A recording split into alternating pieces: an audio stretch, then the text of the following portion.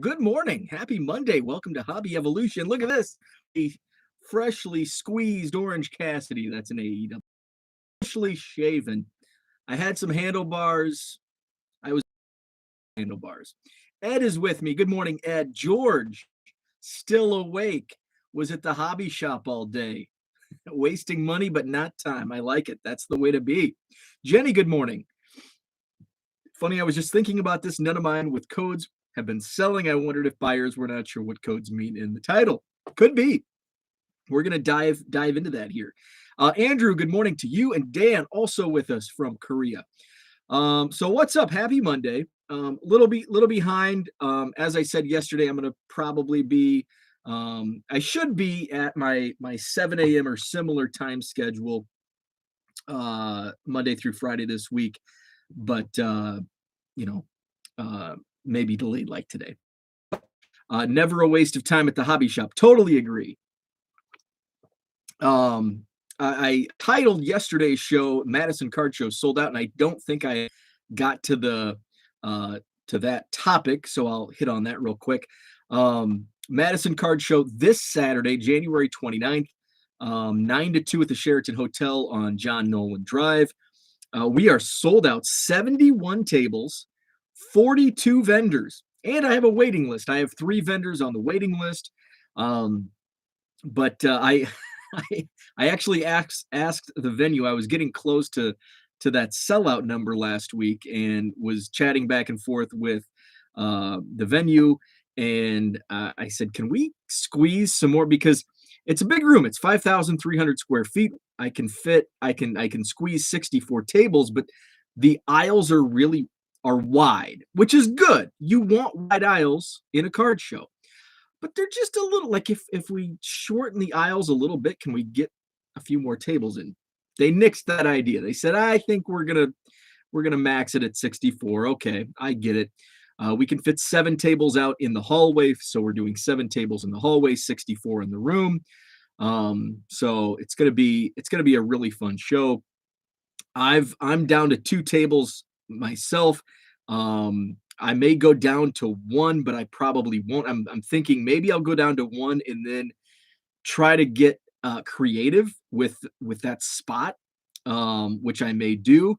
Um, because I'm going to try to blow out my bargain, my 25-cent boxes, because I want to freshen them up this year, but I just haven't attained a lot of the bulk inventory, which I kind of did over the weekend. I haven't picked those cards up, but I want to add more quarter box inventory, just completely freshen up quarter boxes for 2022. So I went through in the last 2 months since my November show.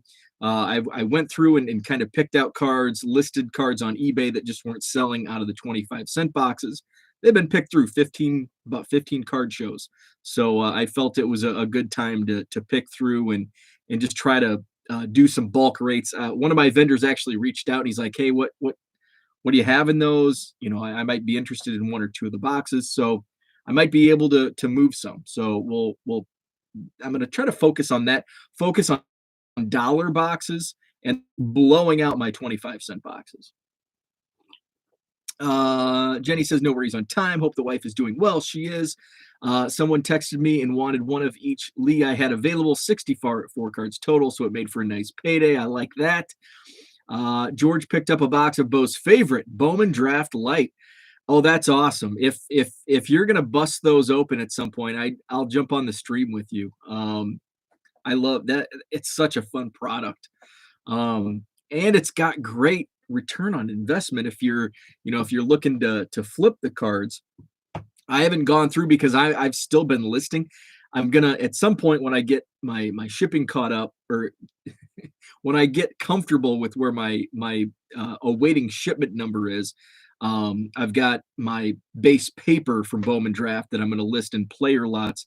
Those have been sorted, so now it's just the easy part, just getting them listed. Although it's really not easy because I know some of so I bought 10 boxes, and some of the base paper, I got like 7 cards of one guy and only 3 cards of another. Now, the good thing is I got 7 cards of like the guys you want, like Marcelo Meyer. I think I got 6 of his base cards. And then some of the like first Bowman pitchers that I'd never heard of, I got 3 of. So hey, very happy with that collation. When it's the other way around, it's like you're ticked off. You don't you oh, I only got 3 Marcelo Meyer, but I got 8 random dude pitcher guy that, is not even a prospect. But if it's the other way around, it's all good. OG Card Scammer, good morning, arise and shine. Good morning to you. Had a great weekend at a card show in Washington. It was jamming. That's good to hear. I like that. And that's the thing. Like, I've really heard mixed results in the last 2 months on card shows. Some have been jamming, and some have been not. Some have been like really slow. And, I think overall the card market is still really healthy. Yes, it's down from peak, but I think it's still up from pre-pandemic. But I think a lot of the reasons why some of the card shows are slow and sales are down are because there's so many new shows popping up. My in my area, we had what 3 in southern Wisconsin, and now they're popping up all over the place, and including, I mean, mine was a new show, but we did have a show in Madison that's no longer. We had a really small Sunday show monthly, that kind of just faded out. So just kind of taking over the Madison market. So I'm seeing all new shows are popping up everywhere. And when I was in Woodstock, and I'm going to give you the example today on tracking my sales inventory on bulk, was my purchases from the Woodstock, Illinois show. It's a small show anyway, but traffic was way down, and I could tell. Like, I knew, you just kind of know. Even though I'd never been to that show, I kind of knew that it was probably a slow day, and that's because there were a lot of other competing shows within driving, within a 2-hour drive that are bigger, and a little more popular, more tables. So I think there were like 3 of those other shows competing with the show I was at. So I think that's why a lot of people a lot of shows are down, is because there's so many new ones. I'm gonna go back to the chat. So where we were at Zach's. Morning to you, Zach. Get your Herschel Walker cards on eBay. Checked comps, and they are selling.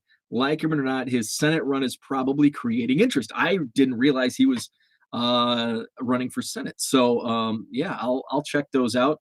Um, I don't know what I have for Herschel Walker, but I will definitely, when I'm in my football boxes, I'll keep an eye out. Andrew says, need a Robbie Gould rookie. Yeah. Robbie Gould, the Bengals kicker, Evan McPherson, his sales skyrocketed over the weekend. Hey, Gabriel Davis, even though the Bills lost last night, Gabriel Davis, I think I'm down to like 1 card in my eBay store. I had about 6 or 7, and they all sold it. In fact, like 4 of the 7 sold, like boom, boom, boom, all to different buyers. So he had a big game, but unfortunately I was rooting for Buffalo, but the Bills lost. Chiefs. That was a great game. I watched the first, I watched, kind of I was shipping, and then I went upstairs. So I was kind of in and out. I watched a lot of the Buccaneers game because I'm a big Tom Brady fan. So unfortunately the Buccaneers lost. So now I'm going to root for, so who's left? Who's the AFC is who? The Bengals and the Chiefs. So I'm definitely rooting for the Bengals. NFC, we have who do we have in the NFC? We have the 49ers and the game I watched. Buccaneers lost. Who in the hell did the Buccaneers lose to yesterday? Was watching that game. So I'm gonna root for the Rams. The Rams, duh. The Rams and 49ers, which is tough because I've actually been a fan of both teams in the past. I've always been a Bears fan. I wouldn't consider myself a diehard Bears fan. I watch like all the games. I follow the team. I wouldn't consider myself a diehard fan. I'm a fan. And they've always been number 1, but I've always had a number 2 in the NFL. I've never had a number 2 in baseball. It's always been Cubs and Cubs only. But in football, I've kind of rooted for other teams. And the funny thing is, I've had like a parallel. I was thinking of this last night. It's like I was a fan of the Bucket, like a loose fan. I shouldn't even say a fan. I rooted for the Buccaneers. I had a cousin I have a cousin who was a cheerleader for the Buccaneers in like the late 80s. So it was always like, oh, my cousin was Buccaneers cheerleader, go Buccaneers. Let's see, the 49ers, I was a big 49ers fan because of Joe Montana. I was a huge Joe, kind of like Tom Brady. I wasn't really a 49ers fan, but I rooted for them because of Joe Montana. Like the Buccaneers, I'm a Tom Brady fan, so I will root for whatever team he plays for, even the Patriots. Yes, I rooted for the Patriots because I'm a big Tom Brady fan. I think he's awesome. He's the GOAT. The Rams, I've talked about this. I worked training camp when they were in St. Louis and trained in Macomb. Before that, I was a fan because my neighbor was a diehard Los Angeles Rams fan. And it just kind of, at first it was like a tease, and then it's like, hey, they're kind of cool. I like the Rams. And then they moved to St. Louis, and I actually got to meet the players and watch training camp, so that I became a fan. They were like, it was like neck and neck, Bears and Rams. I like them both. I rooted for the Chiefs. Was in Kansas City for the National FFA convention when I was in high school.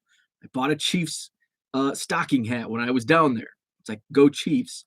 So I've like rooted for like every NFL team at some point. But I think I'm going to root for the Bengals and the Rams and 49ers. I don't know. Jimmy Garoppolo. He's an Illinois kid, went to Eastern Illinois, Dan's alma mater. His brother went to my alma mater, Western Illinois. In fact, when I broadcasted Western Illinois football games, Jimmy Garoppolo's parents sat right in front of my radio booth. His brother Mike was a linebacker for us, for the Leathernecks. So the Garoppolos were right in front of me. Jimmy was in high school, and I probably met Jimmy Garoppolo when he was in high school. He was the kid brother for one of our players. So I root for Jimmy Garoppolo. They got a friend that's a big 49ers. I got a few friends that are big 49ers fans. So I don't know. Who am I going to root for in the playoffs? 49ers or Rams? 49ers or Rams? I don't know. Probably 49ers just because of the Garoppolo connection. Let's see. George says, I'm certainly looking to rip and flip locally. LOL. Absolutely. Well, hopefully flip. I ain't been selling anything recently. Nobody buying over here. Market seems flooded with everything. It's been great for me. My sales have been really increasing, especially here over the last couple weeks. Started picking up right after Christmas, right after Christmas. And then it's just kind of gradually gone up. Let's see. Where else are we in the chat? Shoot, it skips on me. And now I'm okay. Let's see. Don't mess with the hobby. 2022, the year of the card shows. We bring the energy. I love the price drops. We have more money to buy more cards. It's great. Keep a monthly card budget funded. And when price drops, get more cards for the dollar. Absolutely. There's going to be a lot of cards. And we've talked about this. I think just, the hobby's still popular. Yeah, it's down from what we saw, and that was like, we knew that wasn't going to last. We knew that wasn't sustainable, but it's still above pre-COVID prices. So prices are dropping. I don't know. Like, there's still some segments of the market that, like slabs, like I'm like, I've never been a slab fan. And now with like PSA opening, people are getting their subs back. There's going to be a flood of Luis Robert base rookie card PSA 10s out there.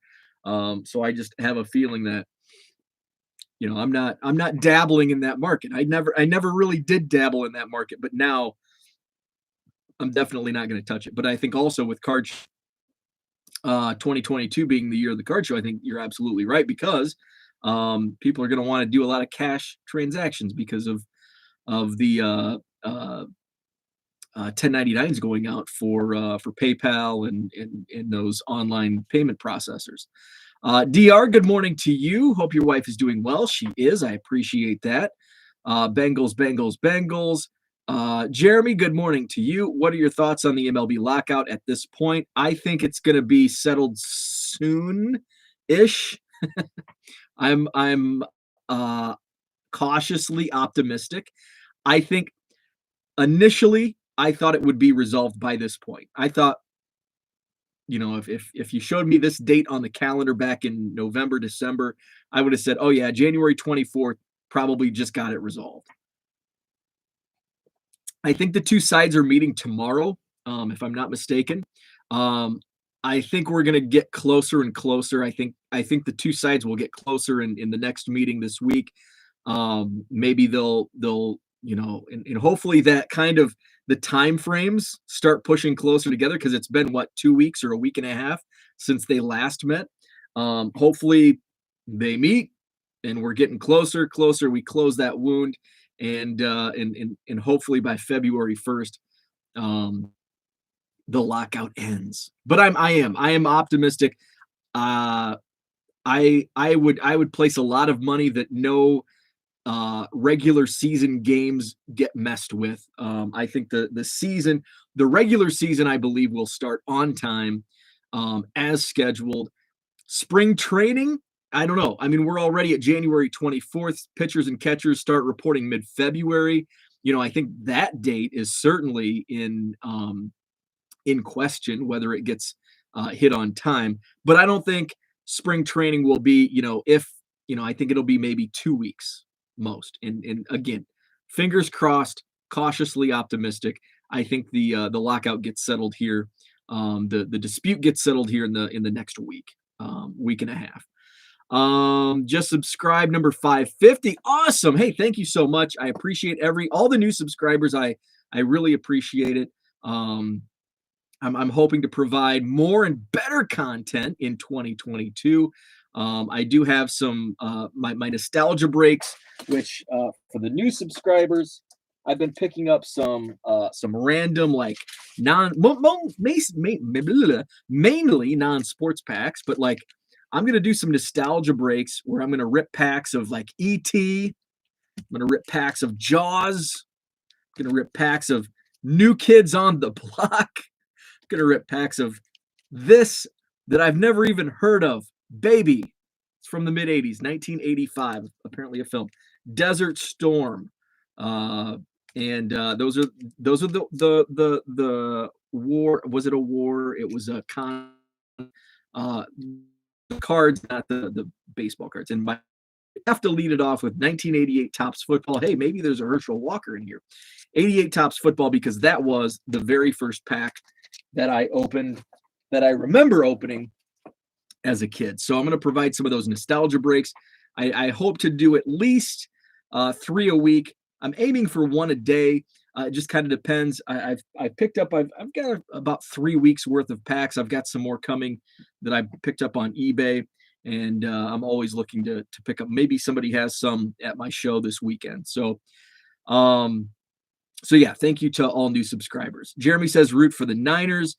That's where I'm leaning. I'm leaning toward the Niners. I don't really like the Rams coach, Sean McVay. I don't know. It's nothing. It's just one of those things where I think he might remind me of somebody that I don't like. I don't know.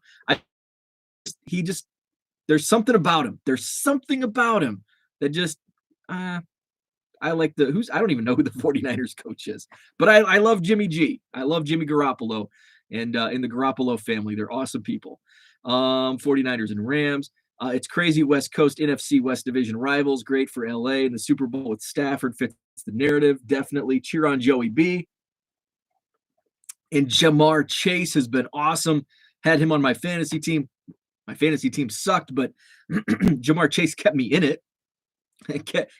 Squeaked into the playoffs, lost in the first round of my fantasy playoffs, but I would not have made the fantasy playoffs without Ja'Marr Chase. I like 49ers because of the rice, the San Francisco treat. I actually won back in the early 90s during the Chicago Bulls playoff NBA Finals championship run. I actually won a prize because I remember taking it to school, 3rd grade. I won 3rd place. I think 1st place was probably like a trip to San Francisco or whatever, but I got 3rd place, and it was a yearbook to the Chicago Bulls, like 1991 season or whatever it was. I'm a huge fan of great wide receivers. Jenny says, I never really was a team fan. I like players. Fantasy super helps that. What's up, David? Good morning to you. Don't Mess with the Hobby says, I cried myself to sleep early last night when Brady was ejected from the playoffs. Woke up around 1 a.m. and now enjoying the live. Making it great. I'm heading to the farm to start training. Awesome. Good luck to you. Tom Brady is the GOAT. I freaking love Tom Brady. Man crush. I was devastated when he lost. Not really, but I said, we need Tom Brady in the Super Bowl. And I think it was David. He's like, why? And it's like, look, this is why. An epic comeback. Now the Rams like choked many times. The Rams gave the Buccaneers every opportunity, but it's like the Tom Brady voodoo magic at work, and it just makes for a fun Super Bowl when goats are in the Super Bowl. Jenny's not happy to see, or Jenny is happy to not see Brady in the grad school. I watched SIU play Jimmy G in Eastern, so I'm rooting for the 49ers. Dan says, I was at EIU when Romo was there. Romo is from Burlington, Wisconsin. Don't Mess with the Hobby. And actually, Tony Romo's very last college game came against my Western Illinois Leathernecks, who booted Tony Romo out of the FCS playoffs. Go Mariners. Excited for the All-Star game in Seattle next year. Awesome. I subscribe to this channel for all the giveaways. Let's see. You and my wife, she hates him and as a Packer fan is done with Rodgers too. Porter and I like Brady and Mahomes. Debo, the most important 49er. Crazy 2 weeks he has had. Debo Samuel has had an amazing season. He's been lights out. He's been awesome. So the NFL playoffs, what a weekend. So now we've got the championship games and the Super Bowl coming up. So, and hopefully baseball. So, topic at hand today, tracking my bulk sales, something I talked about, I think last week, where a lot of times I like throw out ideas and it's kind of on the fly. And a lot of it, thank you to the commenters, where I get ideas and it's like, hey, I'm going to do that. And then I talk a lot and I don't do it. So I put it to practice last week, and Tuesday, Wednesday, I think is when I did my listings. I was at the Woodstock, Illinois card show last Saturday. So I had the stack of cards. I spent $41.50. $41.50, and I picked up a stack of dime cards, which his dime box was fire. I sold a few cards for like $4 or $5 out of that dime box. And then I bought, he also had, that vendor had some cheapy autographs. So I bought like 4 or 5 for my own collection. Like one was Joe Borchard, who I interviewed early in my radio career, and some Cubs. And then I also bought a storage box, which was like 75 cents. And then from another vendor, I bought a bunch of out of his dollar boxes. He got me a deal. So my total spend per card average at his booth was about 35 cents. And there was some decent stuff. And actually, I think deals out of the dime boxes than I did out of the dollar boxes. And sometimes that's just the way it is. So I wanted to track, and I talked it out, and I wanted to put like basically a SKU number to track these sales. And what's the easiest way? And the easiest way I've found to track, things like this is to just put it in the item title. And I've seen other sellers do this. A lot of vintage I've seen, or at least vintage that I've bought from eBay, has like a SKU number in the item title. And it sometimes it's like 8 digits. I wanted to keep it. I applied the KISS method to this. Keep it simple. Stupid. So I wanted to keep it simple, but also be able to easily identify, okay, this code means this particular show. So I'm doing basically 4-digit codes. And this show was Woodstock, Illinois. So I titled it WO, first 2 digits of the show or the town it was in, Woodstock, WO01, which kind of tricky, but I know how I'm coding it. So WO01 for the Woodstock show. I also did earlier in January, I bought from actually one of the vendors that I bought in Woodstock, I bought a quarter box, $30. And so those are titled RO01. And then my show this weekend, whatever I buy it'll be MA01. So MA for Madison, 01 for the month January. So, my November show, it'll be MA11 if I buy anything. So that's how I'm going to, if I do Oak Creek, OC02 for next month, because their show's already been in January. So that's how I'm going to code it, put it in the title. I want to keep it short because I don't want to use too many characters within the title. So just keep it to 4 characters, and that's easily identified. So so I wanted to track it, and I've checked in about every day just to kind of see how things are looking, what's moving. And then this morning before I went live, that's another reason why I was a few minutes late. I wanted to track the sales so I wasn't like dead air on my phone trying to look everything up. So I did that. Woodstock last Saturday. It's only been about 5 days these cards have been listed. I didn't write how many sales, but my total gross sales. So this doesn't include fees, shipping, or cost of goods sold. $58.40. So I'm still in the red. So once you take out and some of the sales were, one person bought like 3 of the cards that I got at the show. So some of those were combined. So, and I can track that pretty easily because I know, what's going to be 53 cents in postage. My overall cost basically between the dime and 35-cent cards, say a 25-cent cost of goods sold per card over the whole $41 spend. So $58 in the last in just 5 days since listing. And I think I have all of the cards that I bought in Woodstock that I'm selling listed now in my eBay store. There may be like 10 cards that I didn't get to. So I'm going to continue to track it, see how it goes. But also I had, a few PC cards in there. So, I can go down and, maybe at the end of the month or maybe after 2 weeks, I can go back, probably the end of the month, because that way you capture the people who are listing at or are looking at newly listed, and you'll capture that 30-day window where, you get sales at the beginning of listing and at the end, the last 24 hours of a listing. So after a month, after that 30-day window is up, I'll go back in, see how things went, and then I can add in the basically do a profit and loss. Okay, this, here's the fees on this, here's the shipping, cost of goods sold, my net profit or net loss was X. So that's how I'm doing it, and it's working great. And how I track it, within the website, you can do. So I was doing like basically awaiting shipment or paid and shipped. And in the app, it's actually easier on the app. You can just go to sold, type in the code, search for WO01, and so that brings up a list of what cards sold. So that's how I'm handling it. It's been working great. Jenny, I know Jenny said she hasn't had much luck with it so far. I'd say just do the one set and just track it. And if you're not seeing results, just use it as a test run. But so far it's been working great for mine. I don't know. Will I do this for like I've got the Goodwill purchase coming up. Will I do it for that? I don't know. But if I just buy a stack of a couple hundred cards, or maybe even a box, if I list them all at the same time, it's easy.